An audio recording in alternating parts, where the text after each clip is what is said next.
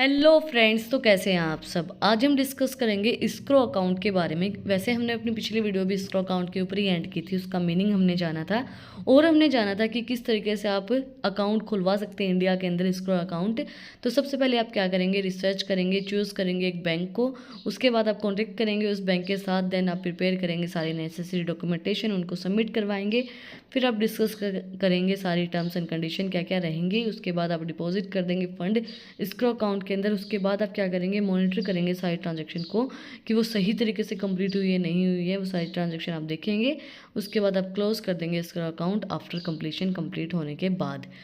तो आज की वीडियो के अंदर हम इसको कंटिन्यू करेंगे, advantages and benefit of escrow account, क्या क्या होते हैं उसके बेनिफिट्स और advantages. Utilizing escrow account in India offers and migrates of advantages, providing a secure and neutral grounds of various transaction.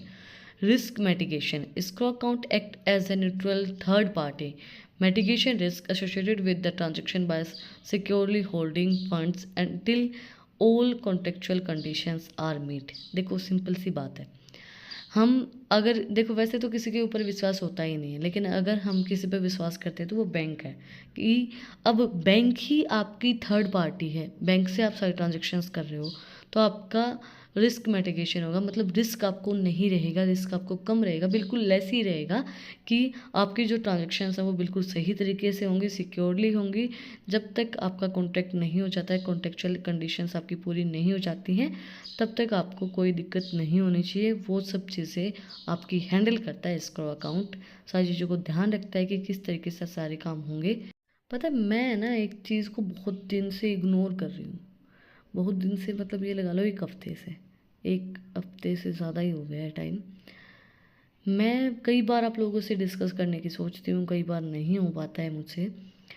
एक अभी एक लड़की का रेप हुआ है रिसेंटली, आपको पता होगा इस बारे में, सभी को पता होगा कि 31 साल की लड़की थी, वो अच्छी खासी पढ़ी लिखी थी, सब कुछ था, तो उसका रेप हो गया है ना।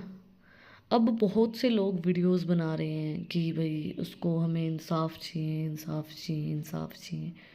कहीं कोई सामने नहीं आ रहा आज तक मेरे हिसाब से उन जिन्होंने भी रेप किया है उनका पता नहीं चला है कि कौन है। हाँ, पता सबको है कौन है, ठीक है, लेकिन इंसाफ नहीं मिल रहा है। लोग मोमबत्तियाँ जला रहे हैं, लोग सब कुछ कर रहे हैं, क्या होगा उससे। मतलब लोग वीडियोस भी बना रहे हैं, है ना। पता है, जैसे अब कोई इंसान चला गया है, कोई फ़ायदा नहीं है उन वीडियोस का, उसकी मौत हो चुकी है ना। अगर हमें वो चीज़ें रोकनी है, हमें वो चीज़ दोबारा नहीं चाहिए है, तो वो जो इंसान है जिसने भी वो रेप किया है, मतलब ये है शायद बोल रहे कि 10 लोगों ने मिलके किया है, तो इंसाफ पता है क्या होता है। इंसाफ मैं आपको बताती हूँ क्या होता है। इंसाफ होता है उन 10 को कम से कम 40 दिन तक वैसे ही टॉर्चर किया जाए जैसे उन्होंने उसको किया है, उन्होंने उसको नोचा है वैसे ही। मतलब मेरे को वो चीज़ें मतलब ये हो रही है कि उनको मारा भी ना जाए, उनको ध्यान रखा जाए उनका कि वो मरे भी ना, और उनको टॉर्चर किया जाए, तब ये चीज़ दोबारा नहीं होगी। ये मोमबत्तियाँ जलाने से, ये वीडियोस बनाने से क्या वो चीज़ दोबारा नहीं होगी। वो इंसान देखता ही नहीं होगा आपकी वीडियो, तो क्या होगा। नहीं, कुछ फ़र्क नहीं पड़ता उस चीज़ का। इंसाफ होता है जब एक साथ उन 10 को मारा जाए, उन 10 के साथ जो लोग खड़े हैं, जो उनका सपोर्ट ले रहे हैं, उनको मारा जाए। मतलब ये देखा ही नहीं जाए। देखो, मरना एक इंसान को है, मरना हमें भी कल है, आप लोगों को भी कल है। हमें नहीं पता हम कब मर जाएंगे। अगर इंसाफ ही करना है ना तो उनको ख़त्म करके करो, फिर खुद मर जाओ। मरना तो है ही ना, एक दिन तो मरना है ही, तो फिर खुद मर जाओ, क्या फ़र्क पड़ता है। अब पता है, जैसे कई बार है ना मेरे मन में ये भी आता है कि भगवान गरीब को तो बेटियां देना ही मत, ये तो तू पाप किया ही मत कर कि तू गरीब को बेटी दे, क्योंकि वो तो उसकी सुरक्षा कर ही नहीं सकता है। अमीर तो फिर भी थोड़ी बहुत अपनी बेटी की सुरक्षा कर सकता है, गरीब तो कर ही नहीं सकता है, तो उसको तो बेटियां दे ही मत तू। और मतलब ये, अगर एक बात बताओ, एक साथ अगर उनके सपोर्टर जो भी उन लड़कों को सपोर्ट कर रहे हैं, उन लड़कों को मार दिया जाए तो ये चीज़ दोबारा होगी? नहीं होगी। और अब अगर उनका कुछ नहीं हुआ तो आपकी मोमबत्तियों से कुछ नहीं होना, ये मैं आपको बता दूं, आपकी वीडियो से कुछ नहीं होना, ठीक है। इंसाफ ऐसे नहीं होता है, ना इंसाफ ऐसे मिलता है। और ये बोले ना कि हम अहिंसावादी, हम लड़ाई नहीं करेंगे, उस लड़की ने अपनी ज़िंदगी अपनी पढ़ाइयों में खोई है। उसने सबसे बड़ा इंडिया का नेट क्लियर किया है, नीट क्लियर किया है। वो लड़की इतनी मेहनती लड़की थी, उसको अपनी ज़िंदगी दे दी उसने, किसी अच्छे काम के लिए नहीं दी है, ज़बरदस्ती ली गई है। तो उसको इंसाफ इन मोमबत्तियों से नहीं मिलना है, ये बात आप ध्यान रखना। और मैं सच बता रही हूँ, जिस दिन मैं इतनी सक्षम हो गई ना कि हाँ भाई मेरा इतना सिस्टम है कि मैं ऐसे लोगों का कुछ कर सकती हूँ, तो मेरा इंसाफ यही है। फिर मैं 100 लोग होंगे ना, चाहे उनकी गलती हो ना हो, वे उसके सपोर्ट में खड़े हैं तो सब मरेंगे। इसके अलावा ये सोचो ना कि भाई नहीं सुधरेगा इंसान, मौत दे देते, अरे जानवरों का कैसे सुधारोगे आप? उनसे तो जानवर भी अच्छे, जानवर बदनाम कर रखे हैं, उन इंसानों से तो जानवर भी अच्छे। जानवर अपने इंसान के लिए तो पालतू रहता है, वफादार रहता है। फिर कहते हैं लोग कि लड़कियां अच्छी नहीं होती, लड़कियां भरोसा नहीं करती किसी के ऊपर, लड़कियां मतलब नहीं करती विश्वास। कैसे करें विश्वास? अब हमें क्या पता 100 में से कौन सा अच्छा है ना? विश्वास कैसे करेंगी लड़कियां? लड़कियां कर ही नहीं सकती विश्वास, वो विश्वास आपने बनाया ही नहीं ना। अब सच बताऊँ ना, तो मैं तो ऐसी हो गई हूँ, मैं ज़िंदगी में कभी किसी लड़के पर विश्वास नहीं कर सकती, कभी भी नहीं कर सकती। क्योंकि और अगर भगवान ने मुझे कभी आगे बेटी दी ना, तो मैं मेरी बेटी के मामले में तो कभी किसी पे भी, अपने पति पे भी विश्वास नहीं कर सकती। क्योंकि वो कहते हैं ना कि माँ सबसे बेईमान होती है, वो इसलिए होती है अपनी बेटी के लिए, वो सबके लिए बेईमान, सबसे बेईमान होती है, वो किसी पे विश्वास नहीं करती, और करना भी नहीं चाहिए। मैं ये बताऊंगी, अपनी बेटी को इतना स्ट्रोंग बनाओ कि एक बात बताओ, हम ये कहते हैं स्ट्रोंग बनाओ, 10 लोगों के आगे आपकी बेटी क्या कर लेगी? बेटी को स्ट्रोंग मत बनाओ, बेटे को अच्छे लक्षण दो, बेटे को अच्छी बातें सिखाओ कि बेटा ऐसा नहीं करते, रिस्पेक्ट रिस्पेक्ट रिस्पेक्ट रिस्पेक्ट करो। पता है देखो, अगर 100 लोगों की एक साथ मौत होगी ना, तो लोगों की रूह कांप जाएगी कि ये होता है इंसाफ, ये होता है रेप करने का नतीजा। लोग, इंसान है ना, करते हुए दोबारा उस काम को 100 बार सोचेगा कि यार उसने ऐसा कर दिया था, तो तेरे साथ भी ऐसा हो सकता है। तो इंसाफ चाहिए तो इस तरीके से काम करो। और अगर आपको मेरी बात अच्छी नहीं लगी हो ना, तो स्किप कर देना। क्योंकि एक बार मेरे को किसी ने कमेंट किया कि आप पढ़ाई, आप ज्ञान मत दीजिए।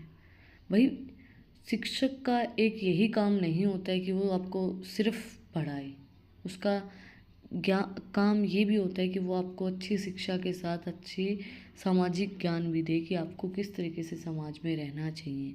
अगर आपको ये बातें अच्छी नहीं लगी हों तो इतनी वीडियो को स्किप कर देना, आप आगे की देख लेना। Enhance trust.